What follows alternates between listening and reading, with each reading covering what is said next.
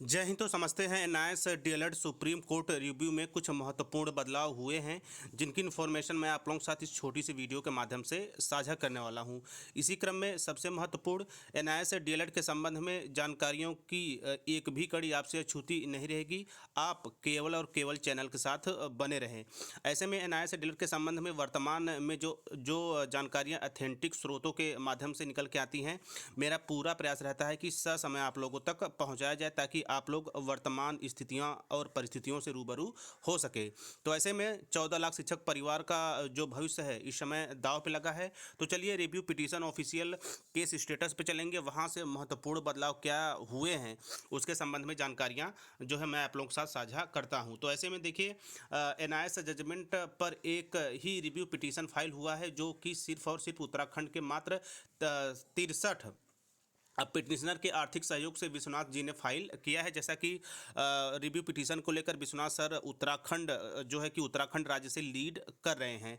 ऐसे में वहाँ के जितने भी सम्मानित लगभग 63 की संख्या बताई जा रही है पिटिशनर है, और भी लोग सहयोगी हैं, भागीदारी हैं।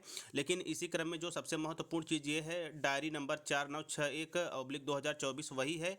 पिछली बार फर्स्ट पिटिशनर के रूप में नंदन बोहरा सर का नाम था, जिसे सुधार कर विश्वनाथ यानी कि विश्वनाथ किया गया है। तो ऐसे में ये रहा एक महत्वपूर्ण बदलाव, चूंकि अब जो सुप्रीम कोर्ट में रिव्यू पिटीशन की गई है विश्वनाथ सर के द्वारा, उसमें आप मेन पिटीशन के रूप में विश्वनाथ सर को देखेंगे। और जो अब केस लिस्ट होगी, या हम जो अगली केस स्टेटस आएगा या फर्स्ट हियरिंग की डेट लगेगी, वो विश्वनाथ जो है सर के नाम से लगेगी। तो ये रहा एक महत्वपूर्ण जो है कि बदलाव।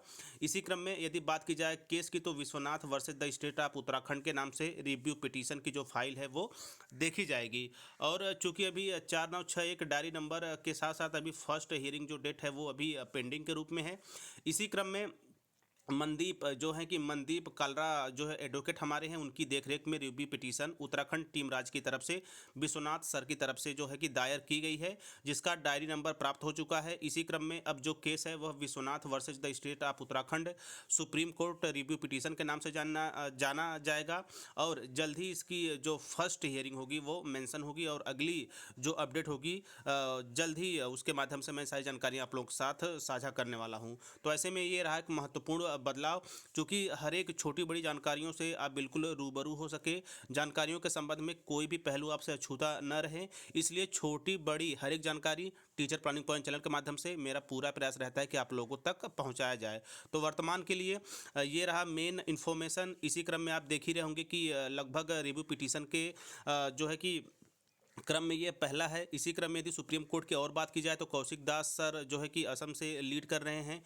वहीं हमारे उत्तर प्रदेश से भी जो है कि Allahabad high court gazette notification की तरफ से मसूद सर और अन्य सहयोगी लीड कर रहे हैं। तो 2 से 3 वर्तमान में जो है कि काफ़ी महत्वपूर्ण केसेस चल रही हैं। इसी क्रम में आप देख ही रहे होंगे कि लगातार हर एक प्रदेशों से जो शिक्षक भर्तियों का दौर है, या शिक्षक भर्तियों का जो नोटिफिकेशन है, या रिक्त पदों का जो ब्यौरा जुटाया जा रहा है, वह काफ़ी तेज़ी से हो रहा है। इसी क्रम में आप देख रहे हैं बिहार, जहां की ऑल ओवर इंडिया के जो है टीचर ट्रेनिंग कोर्स कंप्लीट किए हुए बच्चे आवेदन करते हैं, अभ्यर्थी आवेदन कर पाते हैं। वहीं एनआईएस डीएलएड के जजमेंट के स्वरूप में आवेदन करने में कहीं न कहीं थोड़ी सी असमंजस की स्थिति बनी हुई है। हालांकि प्रयास भरपूर किया जा रहा है, और आप देख ही रहेंगे कि बिहार सरकार शिक्षक भर्ती के मामले में काफ़ी तेज़ी बरत रही है। इसी क्रम में बीपीएससी 0.3 और बीपीएससी 0.4 का आयोजन आगे आने वाले 1 से 2 महीनों में कंप्लीट हो जाएगा। लगभग 1,70,000 भर्तियों का विज्ञापन आपको देखने को मिलेगा। तो इसी क्रम में सबसे महत्वपूर्ण है कि हमें भी यानी कि एनआईएस डीएलएड अभ्यर्थियों को भी वैलिड किया जाए, जहां भी कहीं समस्याएं हैं उसको दूर किया जाए। इसी क्रम में मैंने आप लोगों को साथ लोकसभा पटल में एक बार फिर से माननीय नंदन बोहरा सर के तत्वाधान में जो है एनआईएस डीएलएड वैलिडिटी को लेकर जो है लोकसभा पटल पर सुनवाई के लिए मेंशन हो चुकी है, और लगभग 5 फरवरी को उसके भी संबंध में हमें बड़ी खबर मिल सकती है। तो खैर ये रहा एक महत्वपूर्ण बदलाव। बाकी हमें भी पता है कि आप हर एक जानकारियों से रूबरू होंगे, लेकिन जो ऑथेंटिक चीज़ें होती हैं मेरा पूरा प्रयास रहता है कि आप लोगों तक पहुँचाया जाए। बाकी इसी क्रम में जो भी जानकारी के रूप में कड़ियाँ जुड़ती जाएंगी, मैं लगातार आप लोगों तक पहुंचाने का काम करता रहूंगा। तो मिलते हैं नेक्स्ट वीडियो नेक्स्ट इन्फॉर्मेशन के साथ। तब तक स्वस्थ व्यस्त और मस्त रहिए। जय हिंद, वंदे मातरम।